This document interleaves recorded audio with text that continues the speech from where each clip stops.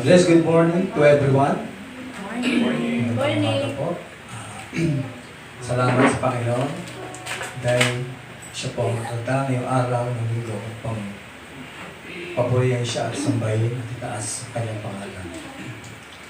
Purihin po ang ating Panginoon.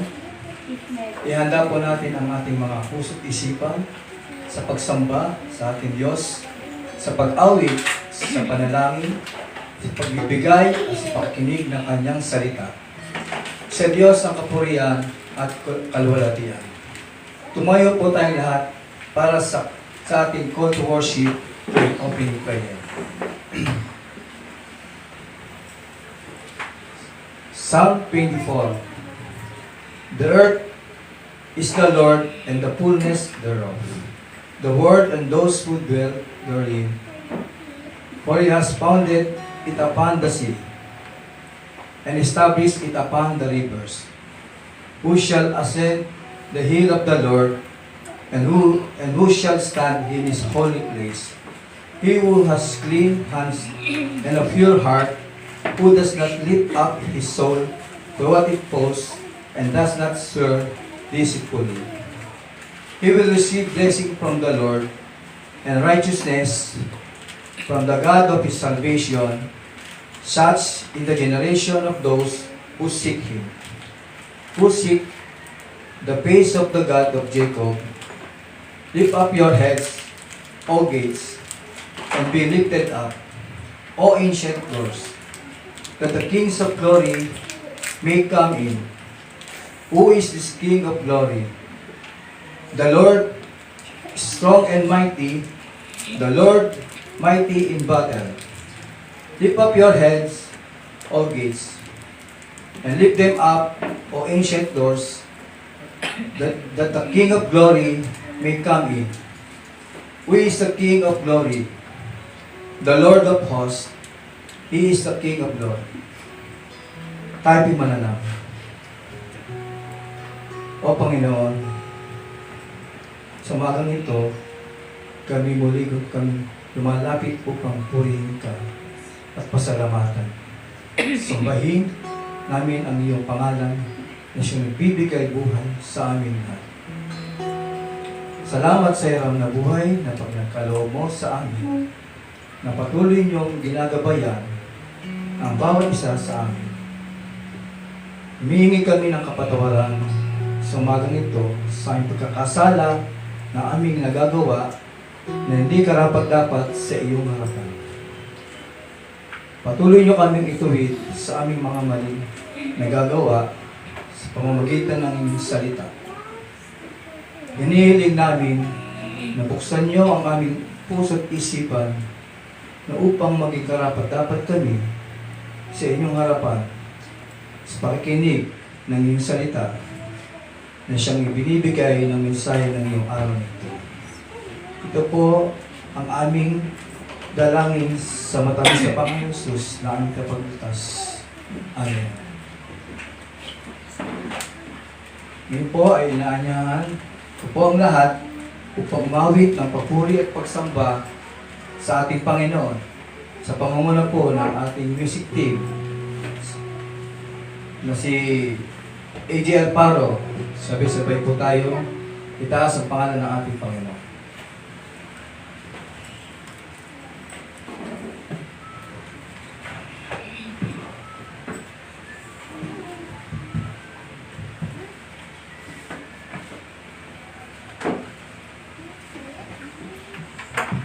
Good morning po sa ating lahat. Morning. Psalm 24 verses 1 to 6.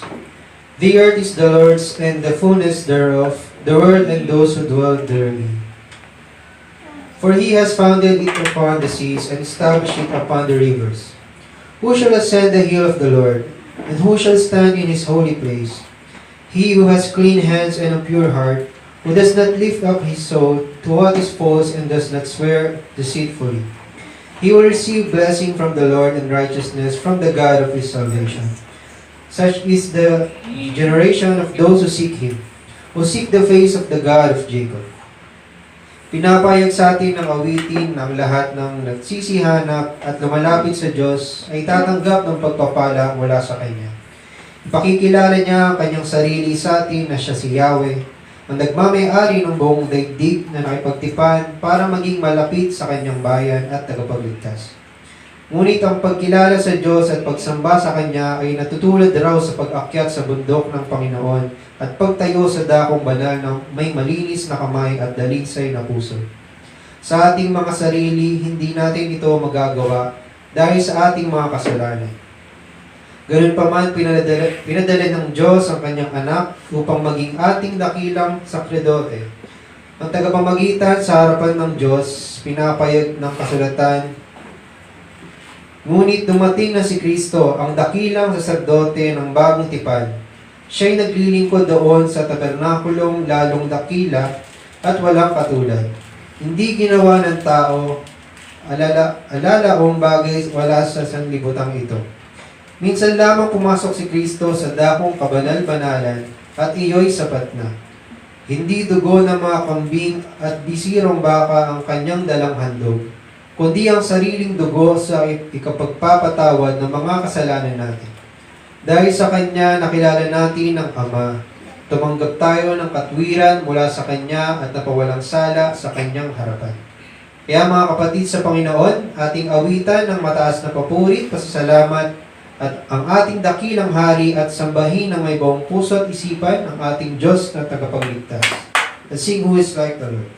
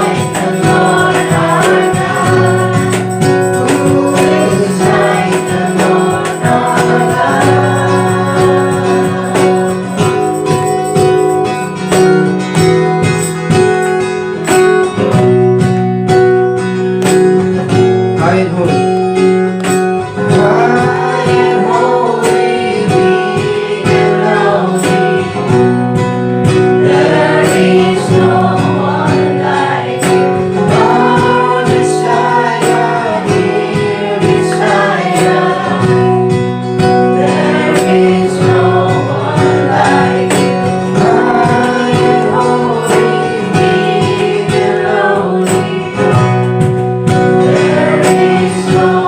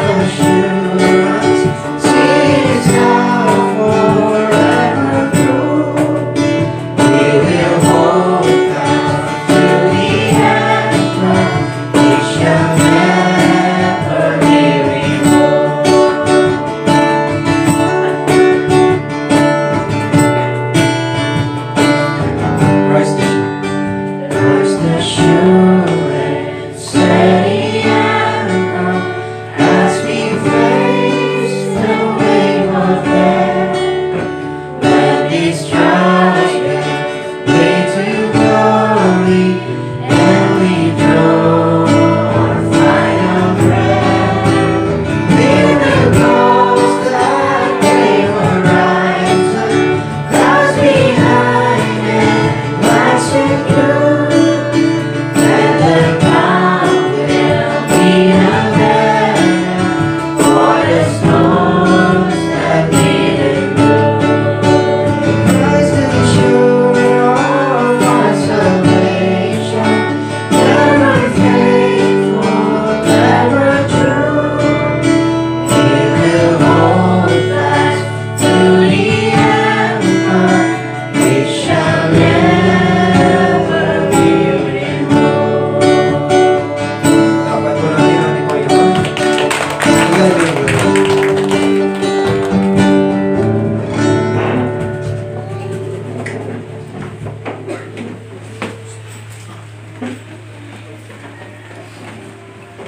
Good morning.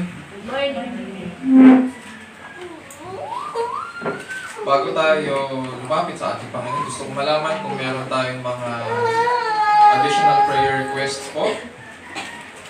May mga natanggap na tayo kanina at meron din nag-post doon sa ating group chat. Gusto ko lang malaman kung merong kahabol sa ating listahan.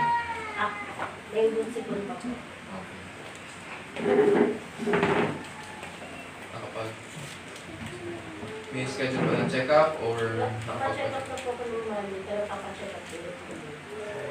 okay.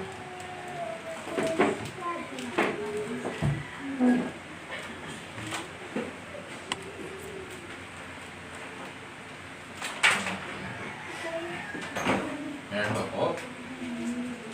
Anyone? Sige, kung wala na. So, Yes po. yung example nito, ito. Okay. This Friday.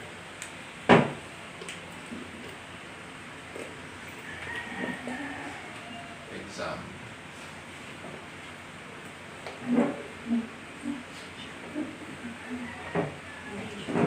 Para saan yung exam?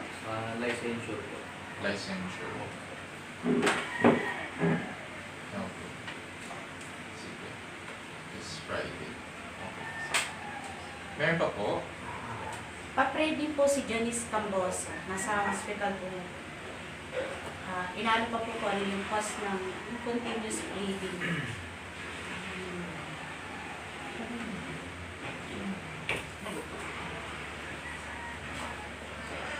Wala pang diagnosis. Wala pa kung sinasabi na.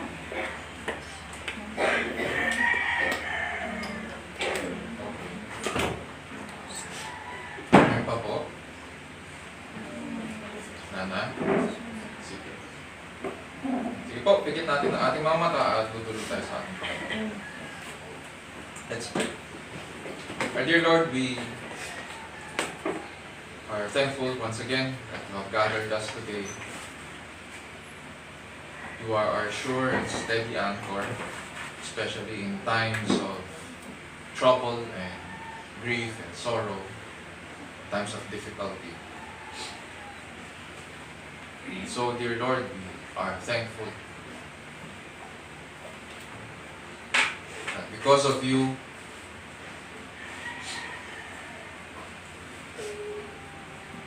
we can move forward in faith with confidence, Panginoon, that each day, dear Lord, you keep us, you bless us, and provide for all of our needs.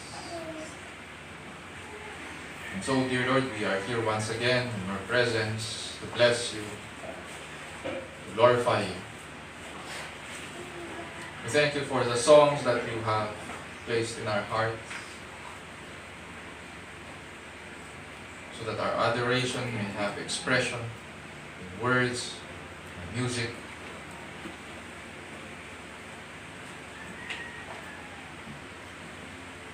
And So we pray, dear Lord, that you would continue to grant us your desires to bless you, and to lift your name on high. Dear Lord, we thank you that you have given us this ministry, because through this we can serve one another according to the gifts that you have graciously bestowed upon us.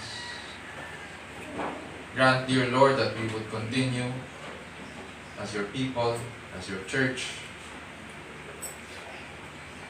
preach the good news,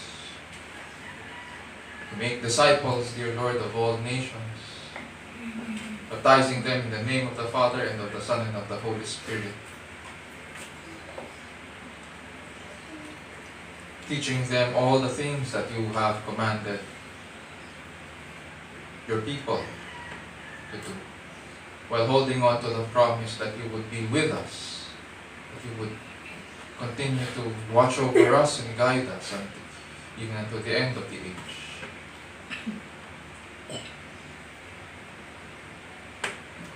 And so we pray, dear Lord, that we would continue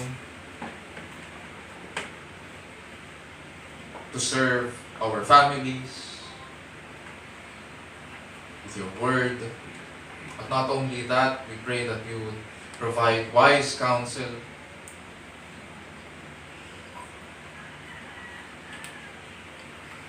sa aming mga kamag-anak, sa aming mga loved ones, sa aming mga friends, even sa aming mga office mates, who are looking for solutions sa kanilang mga problems sa buhay that may be rooted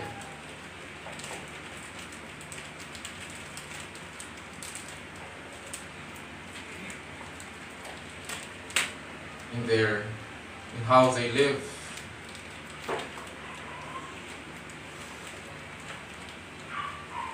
And so we pray, dear Lord, that we would be your people who speak the truth in love, remembering the things that you have taught us. And so we pray, dear Lord, that we would also continue to minister sa mga students namin, that we would continue ministering sa mga children, and to those, dear Lord, you send our way. We pray that we would be channels of blessing to them as well, so that they too would come to know you, our Lord Christ, our Redeemer and Savior, our King, that they too would bless you.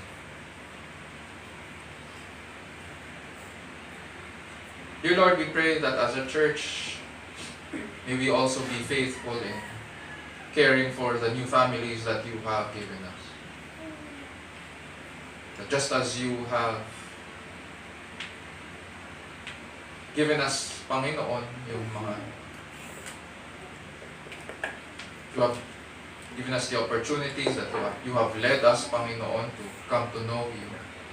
So we pray, dear Lord, that you would also grant us as a church to point, Panginoon, these new families, these young families to you,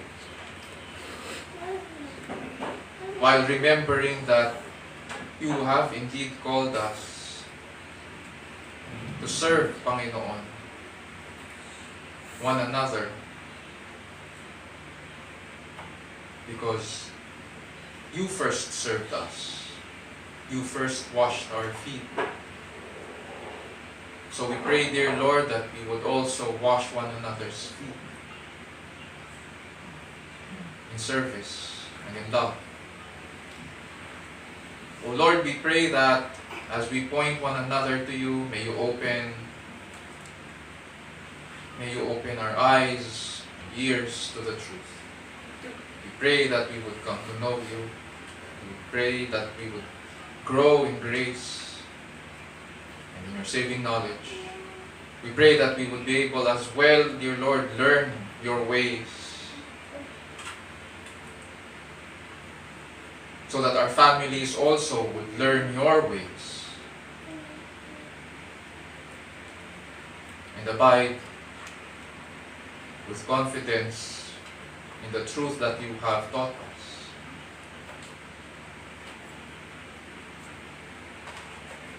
Dear Lord, we also pray for our government, tsaka sa mga leaders namin in office.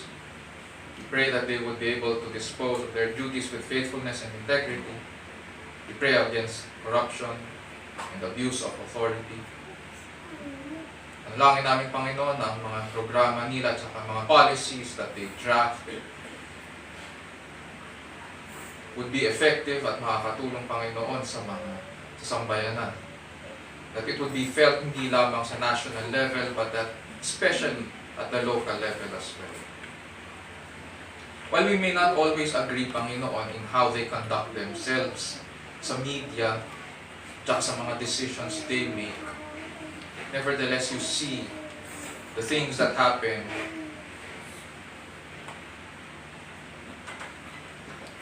even off the air. You see things and you know things, dear Lord, and nothing is hidden from you. And so, you understand all things. And so we pray, dear Lord, that you would grant us patience also toward our leaders. We know it is not easy to lead a people like us. At the same time, we pray, dear Lord, that our leaders would remember that you have placed them in positions of authority because they are your ministers too. They are not merely servants of the people, but they are your servants. And above all thrones and powers and principalities in this world, there is one throne that sits and reigns above all. And that is your throne. And because of this, dear Lord, we can sleep soundly at night. And we can continue, Panginoon, in our daily lives each day.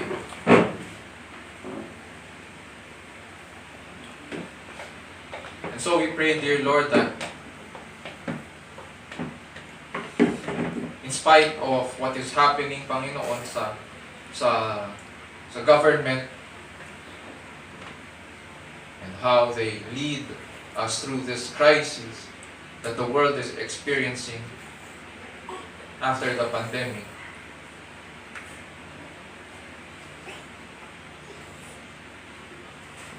we pray, dear Lord, that may you place your peace that passes all understanding in our hearts.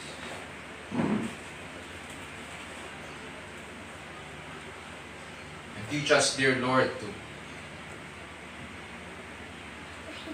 persevere, Panginoon, in the faith.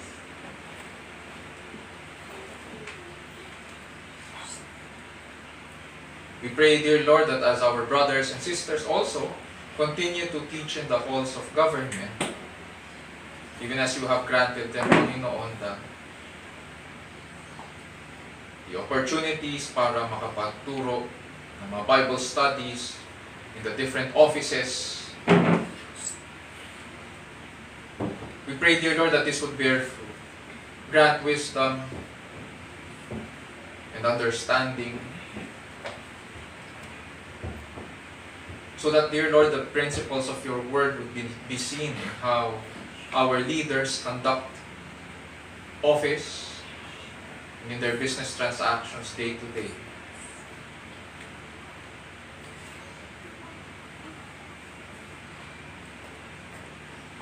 Dear Lord, we also come to you with our personal concerns.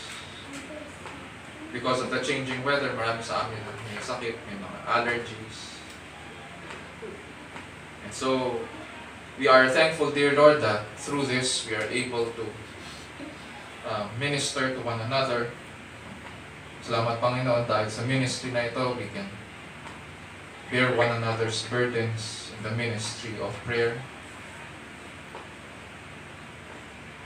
So we pray for those of us who are sick and who could not be with us. At the same time, we also pray for those who are here, Panginoon, who join in song, in the study of your word, in listening to it, in expressing their thanks, so that we can minister to one another. And so, dear Lord, we ask that you would extend your healing hands upon us. May you use the medicines that we're taking and the care of our families, as well as the rest from our labors, so that we would get well. We pray, Panginoon, for Buknay at ganun din kay Maming, who continues to take care of her dahil may tonsillitis siya. We ask, dear Lord, na mag-respond siya sa mga medicines, if any, that she's taking. We also pray for Joshua dahil namamaga ang paa.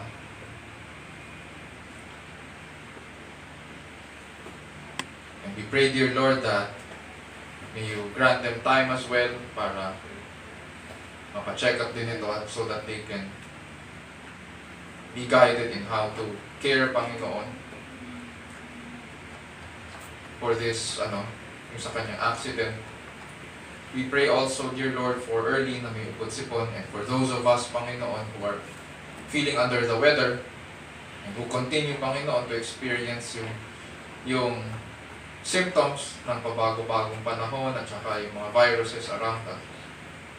We pray that you would grant us, Panginoon, to understand that you have not only called us to a life that is... You've not only called us, dear Lord, to care for our bodies so that we could maintain good health,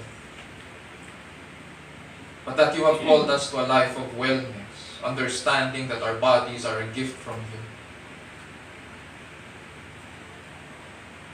And because it is a gift from you, we ought to be careful in what we take in, how we treat it. So grant us, dear Lord, that we would be able to take care, Panginoon, of our bodies.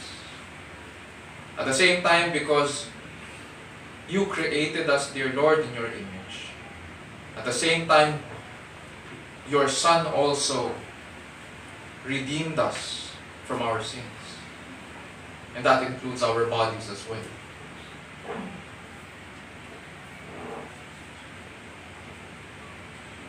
Dear Lord, we also pray for Janice Cambosa, who is in the hospital.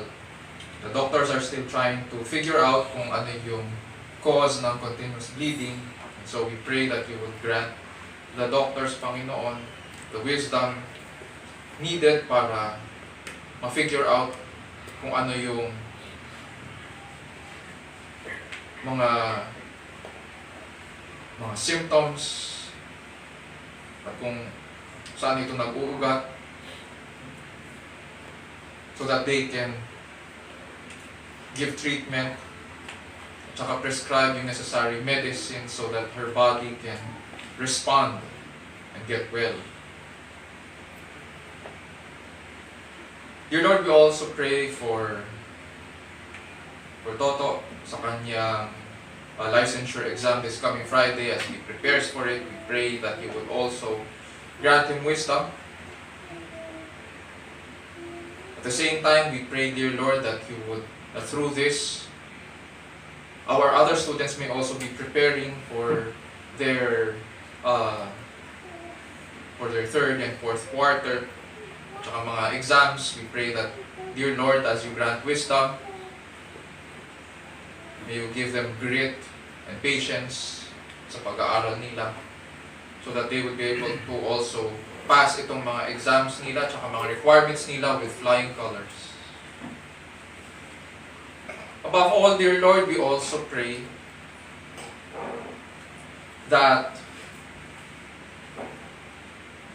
in the various callings that you have given us, whether we be students or parents, guardians, grandparents, employees, in various capacities that you have called us to. We pray, dear Lord, that as you grant us opportunity to learn, we pray that we would remember, you would place into our remembrance, Panginoon, that you have called us not only to acquire knowledge, but that through these competencies, we would be able to display what it means to be your children. That because you, our Father in heaven, are holy, so you expect us, dear Lord, to be holy as well. This is your expectation. We understand, dear Lord, that on our own, in our sin, we cannot accomplish this. But because your Son died for us on the cross, yes, we have been justified because of Him. And because of Him, dear Lord, we can live lives that are pleasing in your presence. A life of freedom from sin, freedom to worship you every day in various capacities. In work and in play, and as we rest with our families. And so we are thankful, dear Lord, for this. As we approach you now in the study of your word, we also ask, Panginoon, that you would open our eyes to the truth. Open the ears of our hearts as well, so that we would hear our Master's call.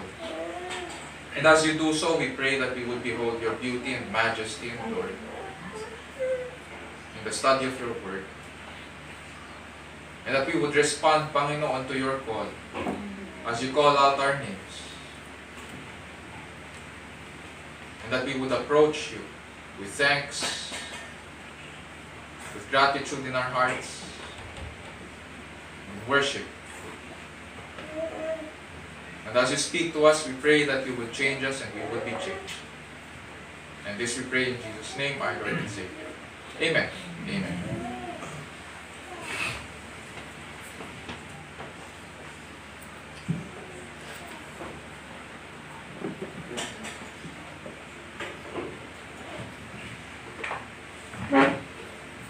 Ngayon po ay dadako na po tayo sa pagbasa ng salita ng Diyos na magmumula sa Genesis chapter 24 verses 1 to 24 sa pangunguna po ng ating kapatid na si Jonah Fairbanks. Tumayo po tayo lahat bilang pagkalang sa ating Diyos.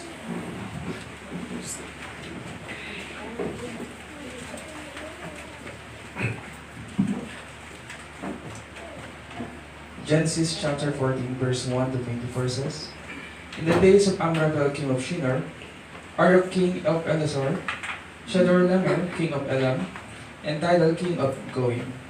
These kings made war with Bera, king of Sodom, Birsha, king of Gomorrah, Shinab, king of Admah, Shemeber, king of Zeboim, and the king of Bela, that is Zoar. And all these joined forces in the valley of Sibim, that is the Salt Sea. 12 years they had served Chedorlaomer, but in the 13th year they rebelled. In the 14th year, Chedorlaomer and the kings who were with him came and defeated the Rephaim in Ashtaroth, Karnaim, the Zuzim in Ham, the Emim in Shaveh Kiritaim, and the Horites in their hill country of Seir, as far as El Paran, on the border of the wilderness. Then they turned back and came to the En Mishpat, that is Kadesh, and defeated all the country of the Amalekites and all the Amorites who were dwelling in Hazazon Tamar. Then the king of Sodom, the king of Gomorrah, the king of Admah, the king of Zeboim, and the king of Bela, that is Zoar, went out and they joined battle in the valley of Siddim. With Chedorlaomer, king of Elam, Tidal, king of Goim, Amraphel king of Shinar, and Arak king of Elasar. 4 kings, again 5. Now the valley of Siddim was full of bitumen pits, and as the king of Sodom and Gomorrah fled, some fell into them, and the rest fled to the hill country. So the enemy took all the possessions of Sodom and Gomorrah, and all their provisions, possessions of Sodom and Gomorrah, and all their provisions, and went their way. They also took Lot, and son of Abram's brother, who was dwelling in Sodom, and his possession, and went their way. Then one who had escaped came and told Abram, the Hebrew who was living by the oaks of Mamre, the Amorite, brother of Eshcol and of Aner. These were allies of Abram. When Abram heard that his kinsman had been taken captive, he led 40 trained men born in his house. They handed 18 of them and went in pursuit as far as Dan. And he divided his forces against them by night, he and servants, and defeated them and pursued them to Hobah, north of Damascus. Then he brought back all the possessions, and all brought back his kinsman's Lot with his possessions, and the woman and the people.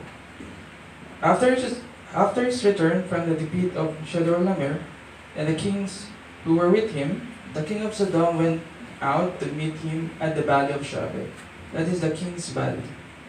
And Melchizedek, king of Salem, brought up bread and wine. He was priest of God Most High, and he blessed him and said, Blessed be Abraham by God Most High, possessor of heaven and earth, and blessed be God Most High, who has delivered your enemies into your hand. And Abraham gave him a tenth of everything. And the king of Sodom said to Abraham, Give me the persons, but take the goods for yourself. But Abraham said to the king of Sodom, I have lifted my hand to the Lord, God Most High, possessor of heaven and earth, that I would not take a thread or a sandal strap or anything that is yours, lest you should say, I have made Abraham rich. I will take nothing but what the young men have eaten. And the share of men who went with me, let Aner, Eshcol, and Mamre take their share. This is the word of the Lord, praise be to God.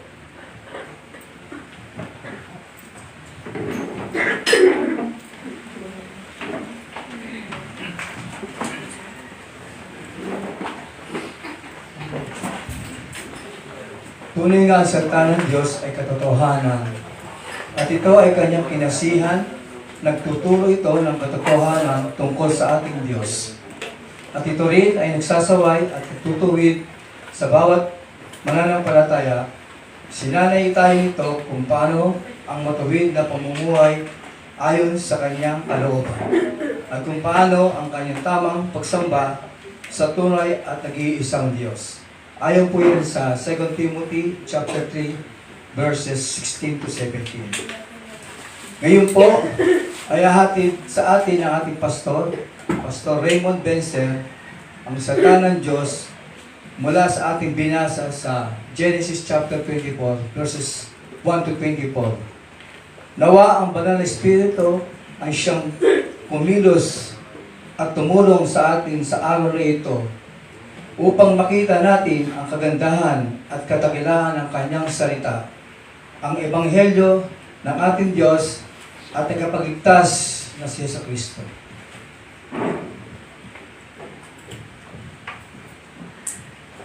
Morning. Okay. So, napansin naman natin, yung ating passage sa umagang ito ay may certain level of difficulty siya. Bukod sa maraming pangalan na hindi tayo familiar, pangalan ng mga tao, pangalan ng mga lugar. At the same time, hindi rin tayo familiar probably sa passage na ito dahil sa atin ng mga lumaki sa Sunday School, hindi rin ito nadidiscuss ng mga teachers. Malamang nalalaktawan din ito. So, the Lord has given us opportunity para pag-aralan itong passage na ito this morning. Itong Genesis chapter 14, yung makikita nating pag-meet ng mga hari doon sa Kanaan, sa Jordan Valley at saka doon sa yung mga nanggaling sa silangan sa Babylonia. Before we proceed, hayaan nyo naman pong basahin ko po muli ang ating passage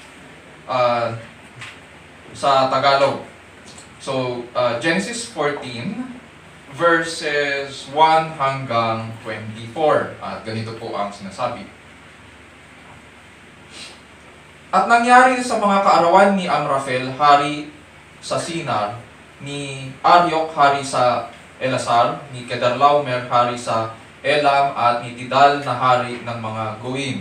Na ang mga ito ay nakipagbaka laban kay Bera, hari sa Sodoma, at laban kay Birsha, hari sa Gomora, kay Shinab, hari sa Adma, at kay Shemeber, hari sa Zeboim, at sa hari sa Bela na sa Zoar.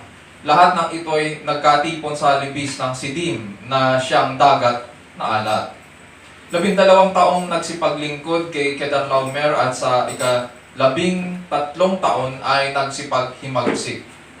At sa ika-14 na taon ay dumating si Kedorlaomer at ang mga haring kasama niya at sinaktan ang mga Rephaim sa Ashtaroth Karnaim at ang mga Zuzita sa Ham at ang mga Emita sa Shave Kiryataim at ang mga Horeyo sa kanilang kabundukan ng Seir hanggang sa El Paran na nasa tabi ng ilang at sila ay nangagbalik at nagsiparoon sa En-Mishpat na siyang Kadesh at kanilang sinaktan ang buong lupain ng mga Amalekita at pati ang mga Amoreyo nagsisitahan sa Hazezon Tamar at nagsilabas ang hari sa Sodoma at ang hari sa Gomora at ang hari sa Adma at ang hari sa Zeboim at ang hari sa Bela na dili iba't si Zoar at sila'y humanay ng pakikibaka laban sa kanila sa libis ng Sidim laban kay Kedorlaomer, hari sa Elam, at kay Tidal na hari ng mga Goim, at kay Amraphel, hari sa Sinar, at kay Aryok, hari sa Elasar.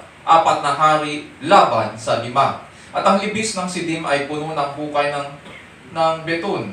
At nagsitakas ang mga hari sa Sodoma at sa Gomora at nangahulog doon, at ang natira ay nagsitakas sa kabundukan.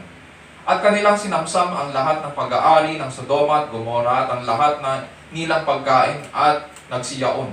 At dinala nila si Lot na anak ng kapatid ni Abram na nananahan sa Sodoma at ang kanyang mga pag-aari at sila'y nagsiyaon. At dumating ang isang nakatanan at ibinalita kay Abram na Hebreo na tumatahan nga sa mga puno ng ensinan ng Mamre na Amoreyo, kapatid ni Eshcol at kapatid ni Aner. At ang mga ito ay kakampi ni Abram. At pagkarinig ni Abram na nabihag ang kanyang kamag-anak ay ipinagsama ang kanyang mga subok na lalaki na mga ipinanganak sa kanyang bahay na 318 at kanilang hinabol sila hanggang sa Dan. At sila'y nagpangkat-pangkat sa kinagabihan laban sa kaaway, siya at ang kanyang mga alipin at kanilang sinaktan sila. Hinabol nila sila hanggang sa Hoba na nasa kaliwa ng Damasco. At iniuwi niya ang lahat ng pag-aari at iniuwi rin niya si Lot na kanyang kapatid at ang kanyang mga pag-aari at gayon din ang mga babae at ang bayan. At nilabas na sinalubong siya ng hari sa Sodoma pagkatapos na siya ay magbalik na mula sa pagpatay kay Kedorlaomer at sa mga haring kasama niya sa libis ng Shave na siyang libis ng hari. At si Melchizedek na hari sa Salem ay naglabas ng tinapay at alak at siya ay saserdote ng kataas-taasang Diyos. At binasbasan niya siya na sinabi, pagpalain si Abram ng kataas-taasang Diyos na may-ari ng langit at lupa at purihin ang kataas-taasang Diyos na nagbigay ng iyong mga kaaway sa iyong kamay. At binigyan siya ni Abram ng ikasampung bahagi ng buong samsam. At sinabi ng hari sa Sodoma kay Abram, ibigay mo sa akin ang mga tao at kunin mo sa ganang iyo ang mga pag-aari. At sinabi ni Abram sa hari sa Sodoma, itinaas ko ang aking kamay sa Panginoong Diyos na kataas-taasan na may-ari ng langit at lupa. Isinumpa akong hindi ako kukuha maging isang sinulid o maging isang panaling ng pangyapak o ng anumang nauukol sa iyo, baka iyong sabihin, pinayaman ko si Abraham. liban na lamang ang kinain ng mga binata at ang mga bahagi ng mga lalaking kasama ko na si Aner, si Eshcol at si Mamre ay pakunin mo ng kanilang bahagi. Ito po ang salita ng Panginoon, purihin ang Diyos. Okay. Difficult passage. Maraming pangalan, hindi tayo familiar. The fact na hindi rin pinaliwanag sa atin, mapapansin natin wala masyadong paliwanag kung bakit itong mga taong ito ay ganun yung mga lugar. It's because yung mga first audience ng aklat na ito, who are the Israelites that came from Egypt, ay familiar sa mga lugar na ito ng panahon nila. And so, there was no need for any explanation kung ano itong mga lugar na ito at ang mga pangalan sapagkat ng panahon nila, kilalang-kilala ang mga tauhan dito. So, it is now our job to put on our thinking caps, but not of the world. Ganun ang description sa mga Kristiyano. Theologians and scholars will tell us na ganun ang difficulty or challenge sa pagiging Kristiyano. We are in the world, but we are not of the world.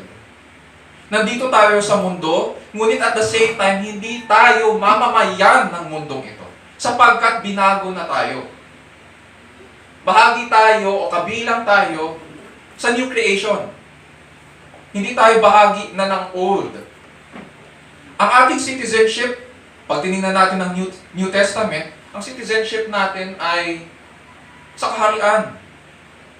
Hindi dito sa mundo lilipas. And so, ang citizenship natin ay sa kaharian ni Kristo. Manlalakbay lang tayo. Ganun pa man, it comes with hardships, itong buhay Kristiyano. Dahil nga hindi tayo mamamayan ng mundong ito, and yet nandito tayo sa mundong ito, ang mga choices and actions natin para sa Panginoon at sa pananampalataya ay may consequences. Nagsimula tayo sa pag-aaral natin ng consequences last week. At patuloy yun dito sa buhay ni Abraham. Minsan, ang mangyayari sa atin dahil sa choices natin bilang Kristiyano, mananatili tayo sa tama, mananatili tayo sa totoo, at ipaninindigan natin yon. At dahil doon sa ating paninindigan, ang mangyayari sa atin, mamaliitin tayo ng ating kapwa. Dahil sa pinili natin maging tapat kay Kristo. Minsan uusigin tayo dahil napaka-closed-minded, yun yung term na ginagamit sa atin. Dahil napaka-closed-minded natin, uusigin tayo. At sasabihin, kaya kita tinawag na closed-minded kasi ayaw mo sumunod sa agos. Bakit ayaw mo na lang sumunod? Minsan, the consequences to our choices and actions for the faith can be complex.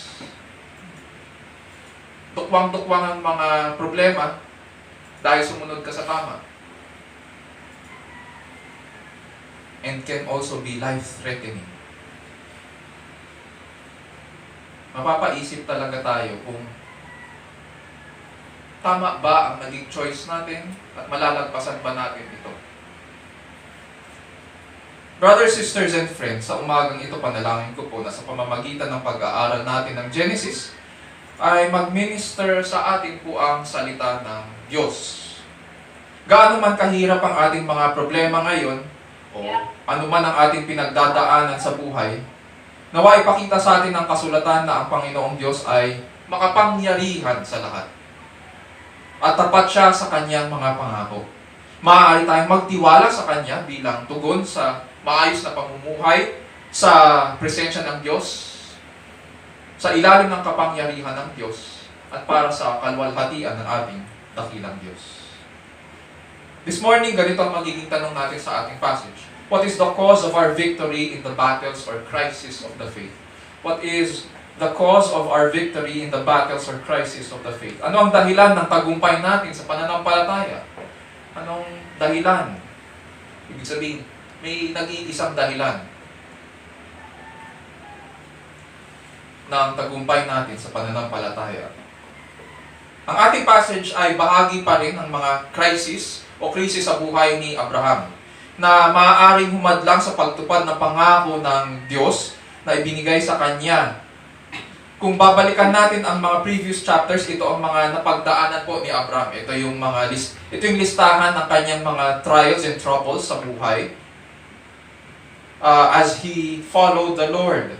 So sa Genesis 11:30, mababasa po natin na baog si Sarai. So paano yung pangako ng Panginoon na I will make you a father of many nations? How can you make Abraham a father of many nations kung baog si Sarai? Genesis 12:10, nagkaroon ng tagtuyot sa Kanaan. Paano ibibigay ng Panginoon ang lupang pangako kung itong tagtuyot na to ay tatagal ng ilang daang taon? Genesis 12:11-20, nangamba si Abraham dahil sa kanyang pagsisinungaling kay Faraon. Nabasa natin yun. So nagdesisyon siya mag-isa, hindi siya kumonsulta sa Panginoon. Pinangunahan niya ang Panginoon at pumunta siya sa Egypt dahil ang tingin niya ang Egypt ay land of salvation. And ngayon, nagsinungaling siya kay Faraon at nangamba siya. Dahil nagsinungaling siya sa isang hari. Maaaring ikamatay. Genesis 13:1-18 last week, humiwalay si Lot. Ang tingin ni Abraham, dahil baog si Sarai, so ang pamangkin na lang niyang si Lot siguro ang pwedeng magmana ng lahat ng pangako ng Panginoon. Pero ang nangyari nung Genesis 13:1-18, humiwalay po si Lot. Dahil nagtalo-talo yung kanilang mga tauhan. So paano na? Sino ang magiging tagapagmana ni Abraham? Dito sa chapter 14, muling mangangamba ang buhay ni Abraham. Siguro naiisip natin, dito sa pag-aaral natin ng buhay ni Abraham, bakit parang ang bagal? Bakit napakadetalye? Be patient sa pagbabasa ng scriptures. Sinasabi sa atin na ang Diyos natin ay Diyos ng kasaysayan. Hindi lamang siya interested sa mga world events, sa mga malawakan at malalaking mga pangyayari sa mundong ito. He is also very interested sa buhay natin. At makita natin na kung paano siya kumilos din sa buhay ni Abraham. Sa chapter 14, muling mangangamba si Abraham at para sa kanyang buhay. Ganito ang magiging outline natin sa chapter 14. Sa verses 1-12, makikita natin dyan ang pagsalakay ng 4 na hari mula sa silangan. Pangalawa, sa verses 13-16, pag-aaralan natin ang tagumpay ni Abraham laban sa mga haring ito. At saka sa verses 17-24, i-discuss doon ng scriptures ang dahilan ng kanyang tagumpay. Which leads us dito sa verses 1-12 ng Genesis chapter 14. And it came about in the days of Amraphel, king of Shinar, Arioch, king of Elasar, Kedorlaomer, king of Elam, and Tidal, king of Goim. And that they made war with Bera, king of Sodom, and with Bersha, king of Gomorrah, Shinab, king of Adma, and Shemeber, king of Zeboim, and the king of Bela, that is Zoar. All these came as allies to the valley of Siddim, that is the Salt Sea. 12 years they had served Kedorlaomer, but the 13th year they rebelled. In the 14th year, Kedorlaomer and the kings that were with him came and defeated the Rephaim in Ashtaroth Karnaim, and the Zuzim in Ham, and the Emim in Shaveh Kiriathaim, and the Horites in their Mount Seir as far as El Paran, which is by the wilderness. Then they turned back and came to En-Mishpat, that is Kadesh, and conquered all the country of the Amalekites, and also the Amorites who lived in Hazazon Tamar. And the king of Sodom, and the king of Gomorrah, and the king of Adma, and the king of Zeboim, and the king of Bela, that is Zoar, came out, and they arrayed for battle against them in the valley of Siddim. Against Kedorlaomer, king of Elam, and Tidal, king of Goim, and Amraphel, king of Shinar, and Arioch, king of Elazar, 4 kings against 5. Now the valley of Siddim was full of tar pits, and the kings of Sodom and Gomorrah fled. And they fell into them, but those who survived fled to the hill country. Then they took all the goods of Sodom and Gomorrah, and all their food supply, and departed. They also took Lot, Abram's nephew, and his possessions, and departed, for he was living in Sodom. Diyan muna tayo. So ang kwento natin sa umagang ito ay nangyari, or nag-start ito, 14 years bago Genesis chapter 14. So, 14 years ago, nang sakupin ni Kedorlaomer, king of Elam, ang buong Jordan Valley and the Dead Sea region. baka pwede na natin ipakita yung geographical map para naintindihan natin. Okay. On the right, makikita natin ang Babylonia. Today, ang Babylonia ay nasa Iraq. So, yung mga familiar sa Middle East, ang hinahanap lang natin ng mga landmarks. Ito ang Persian Gulf. Nandito sa baba, ang Saudi Arabia, Kuwait, Oman, Qatar. So, nandyan yan sa baba. Nandun sa left side, makikita natin yung Red Sea. Banda doon ang Africa at saka Egypt. Nandito sa taas, makikita natin to the northwest, ang Mediterranean Sea. Nandyan ang Cyprus. At dito sa right side ng Mediterranean Sea, nandyan ang Israel. Nandyan ang Lebanon. To the north, nandun ang Syria. Okay? Tapos nandito banda ang Iraq. So, yan yung basically yung geography na ating pinag-aaralan. Pero syempre, yung mga pangalan na Iraq, wala pa nung unang panahon yun. Ang pinag-uusapan natin dito sa bandang Mediterranean Sea, nandyan ang Kanaan. At nahihiwalay sila ng isang malaking ilog dyan sa gitna, ang humihiwalay sa Kanaan at sa Jordan. At nandito sa right side, ang Babylonia, or Iraq today. Ngayon, ang nangyari, ganito. Si Kedorlaomer, hari ng Shinar, or Babylonia, matatandaan natin nung pinag-aralan natin ng Genesis. Sino ang kilalang hari na nagpunta sa Shinar o tinayo ang Shinar? Balikan natin yung Genesis. Yung hari na lumaban sa Panginoon at tinayo ang mataas na tore ng sinong nagtayo nun? Si Nimrod. Si Nimrod ay dito sa area na ito. So, dyan tinayo ang Tower of Babel. Okay, dito. Ito ang Mesopotamia. Si Kedorlaomer at yung kanyang mga allies, baka hindi nyo makita dyan, pwede naman kayo umusog. Si Kedorlaomer ay taga dito sa Babylonia. May mga kasama siya. 4 sila. Sino daw sila? Sino-sino sila? Si Kedorlaomer, king of Elam. Si Amraphel. Sino pa? Si Arioch, king of Elasar. At saka si Tidal, king of Goim. So, nandyan sila sa bandang kanan. And, ang ginawa nila 14 years ago, napasa ilalim sa kanyang pamumuno ang Sodom, ang Gomorrah, ang Adma, Zeboim, at Bela, or Zoar. Dito yan sa bandang southern tip ng Dead Sea. Kita ba dyan? Okay, eto yan. Napasa ilalim sila. So, in this sense, makita natin na kapag ikaw ay mananakop, nung panahong ito, bahagi ng pangangasiwa ang magdalaga ng mga chief sa bawat bayan na sinakop mo. Hindi ikaw ang directly na mangangasiwa. Kailangan meron kang tagapangasiwa. Itong mga chief o tagapangasiwa ay mga hari rin. At nang unang panahon, ang tawag dyan ay mga vassal king. Kung ikaw ay mananakop, ang tawag sa iyo ay suzerain. At ang mga nangangasiwa para sa iyo, ang tawag sa kanila ay vassal king. Mga hari rin sila. Ang mga tinalagaan ng mga vassal kings dito sa area na ito, sa southern tip ng Salt Sea or Dead Sea, ay si Bera, king of Sodom, Birsha, king of Gomorrah, Shinab, king of Adma, si Shemeber, king of Zeboim, at ang hari ng Bela. Hindi na binanggit yung kanyang pangalan. So 12 years nilang pinaglingkuran si Kedorlaomer, king of Elam. And in the 13th year, naghimagsik sila laban kay Kedorlaomer. Ngayon, ano ba ang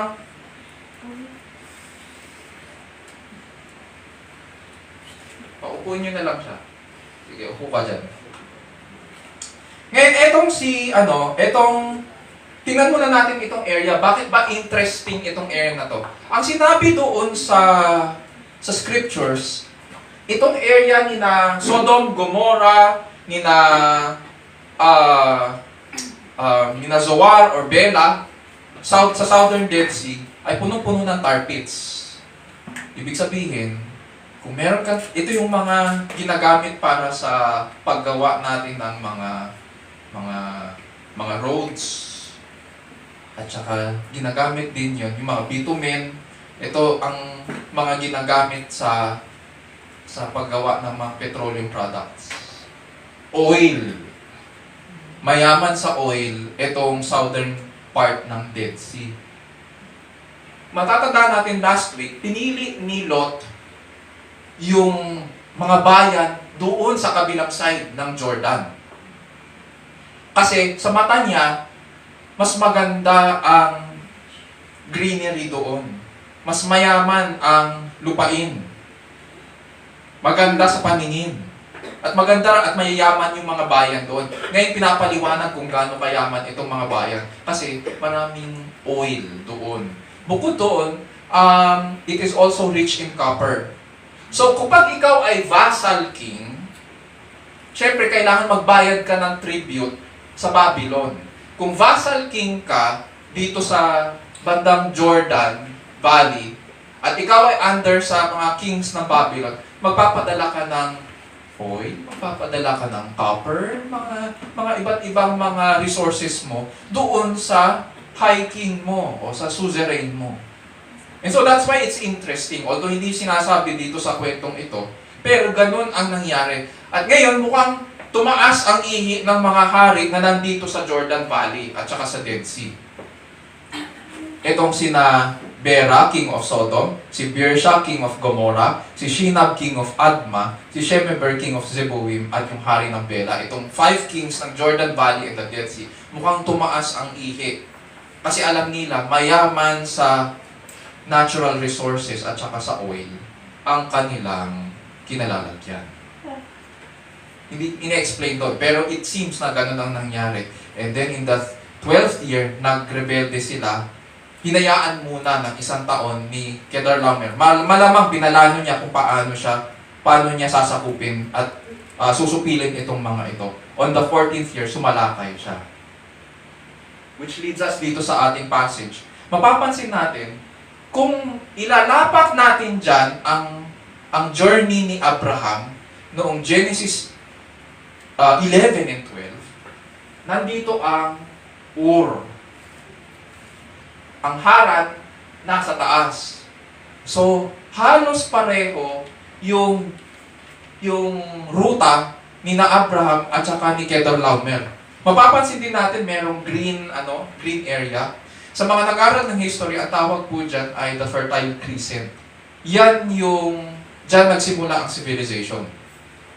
According sa mga historians. Kasi maganda ang lupain, mayaman ang lupain dyan at saka maraming very fertile, kaya nga fertile crescent ang tawag dyan. Crescent parang siyang moon shape. Now, hindi siya dumiretso. Kasi sa gitna, nandyan ang ilang yan eh. Hindi ka pwedeng dumiretso pa ganyan. Mamamatay ka. Hindi ka pa nakakarating, talo ka na. So kung ang pag-uusapan ay labanan, kailangan masustain mo yung resources mo at saka mga tao mo. Ang ginawa ni na Kedorlaomer at saka ng mga kaanib niya, syempre, umakyat muna sila. Binaybay nila ang River Euphrates, tapos bumaba. Hindi sila agad na pumunta sa Sodom, sa Gomorrah. May sinasabi dyan. Lumuwas sila mula Shinar or Babylonia, at anong ginawa nila? Sinalakay nila ang mga Rephaim sa Ashtaroth, Karnaim. Ito, sa north. Ashtaroth, Karnaim, kung pinuntahan nila ang Ham, sinakop nila itong lahat ng mga bayan dito, Shavek at Kiriathaim. Kung ikaw ay taga Sodom and Gomorrah nung panahong yun, at alam mo na may campaign si Kedorlaomer at ang naririnig mo lahat ng bayan ay natatalo niya, anong magiging pakiramdam mo sa chismis na yan? Kabado ka na. Kabado ka na. Walang nananalo eh. Biruin mo, 4 silang hari. Kung bumaba sila papunta dito sa Jordan, talo ang Ashtaroth, Kiriathaim. Talo rin ang Zuzim sa Ham. Talo rin ang Emim sa Shave Kiriathaim sa north. Tapos, sumalakay din sila sa Mount Seir sa south. Sana yun? Mount Seir. Ayan. Sa south, hindi nila agad pinuntahan ang Sodom and Gomorrah. Mapapansin natin, north and south, tinalo muna nila yung north and south. Yung mga nasa south, sino ito? Yung Mount Seir hanggang El Paran. Tapos bumalik sila sa En Mishpat, sa Kadesh, sa Hazazon Tamar, sa may Dead Sea. Tapos dun pa lang nila sinalakay ang Sodom, Gomorrah at yung mga bayan doon sa Dead Sea. Our passage tells us na natalo sa Valley of Siddim ang 5 vassal kings na nagrebelde. So, ito ang Jordan River. Nandito ang Sodom, Gomorrah sa southern part ito yung Dead Sea. Dead Sea or Salt Sea. Natalo sila. At ang sabi dito, verse 10, pag tinignan natin yung Bibles natin, now the valley of Siddim was full of tar pits. Yan yung resources ng mga kings dyan sa Jordan Valley, sa Valley of Siddim. Full of tar pits, and the kings of Sodom and Gomorrah fled, and they fell into them. But those who survived fled to the hill country. So natalo sila. Nahulog yung iba sa tar pits habang siguro nagkakabulan at naglalabanan. Kaya ang ginawa ng 4 na hari mula sa silangan, para lalong humina ang puwersa at ekonomiya ng mga bayan sa Jordan Valley at sa Dead Sea, ganito ang gagawin mo kapag may sasalakayin ka at pahihinain mo. Kunin mo lahat ng gamit doon. Kunin mo rin ang lahat ng tao na nandoon. Yung lahat ng nasa productive age, kunin mo. Bakit? Sino magtatrabaho? Wala. Kung ang maiiwan doon ay mga bata at saka mga matatanda. Kinuha mo lahat eh. Lahat ng mga tao na nasa productive age. Tapos kinuha mo pa lahat ng gamit doon, lahat ng pagkain kinuha mo rin. So anong matitira? Mahina ngayon ang ekonomiya. Ganun ang ginawa nila. Pero hindi lang yun. Yung Bible, the great storyteller, God the great storyteller that He is, gumagamit siya ng magnifying lens. Sabi niya, gusto niya mag-focus tayo. Ganun lang ba yung ginawa ng mga 4 na hari? Hindi! Sinabi rin dito, may kinuha silang isa pa, na that is of very interest sa atin, at that is also for Abraham's interest. May kinuha silang isa pa. Ano daw? Kinuha rin nila si Lot. Matatandaan natin sa Genesis 13 na maghiwalay si Abraham at si Lot. Naglakbay papuntang bayan ng Sodom si Lot. Sinasabi doon, sige, next slide please. Nung magpunta sila sa Kanaan at naghiwalay si Abraham at si Lot, matatandaan natin na si Lot ay nagsettle, hindi pa sa Sodom. Nandun lang siya sa labas. Sabi sa Genesis 13:12-13, Lot settled in the cities of the valley and moved his tents as far as Sodom. As far, hindi pa siya pumasok sa Sodom. Now the men of Sodom were wicked exceedingly and sinners against the Lord. May warning na. Ito, pinapakita ko sa inyo, sabi diba, napag-aralan natin last week na maraming tents si Lot. Ang mga tent nila, sabi ko, hindi camping tent na ginagamit natin sa panahon ngayon na parang 2 square meters lang ang laki o 3 square at ganyan, kalalaki ang mga tent nila. Next slide. Yan ang isa pa.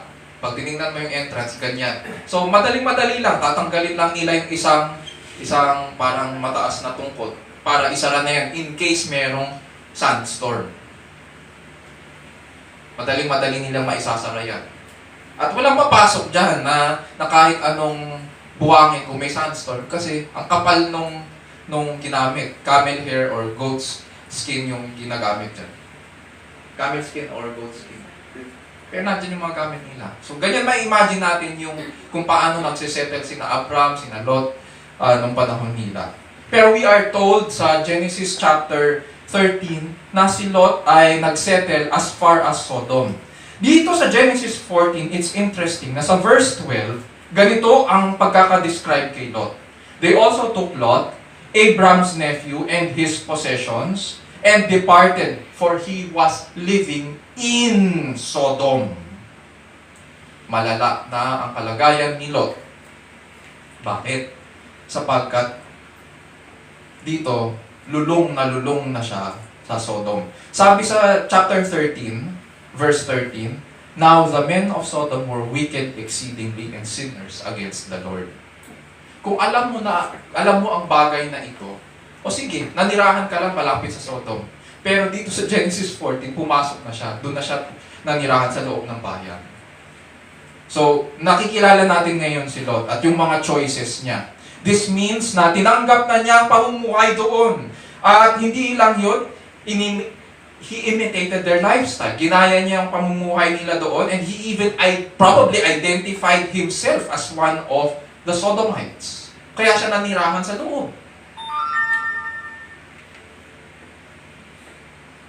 And obvious na, bagamat nakasama niya si Abraham, mag-iisip tayo ngayon, all his life nakasama niya si Abraham. Simula pa sa Ur, hanggang sa tumira sila sa Haran, hanggang sa nagpunta sila sa Kanaan, sa Egypt, kasama siya ni Abraham.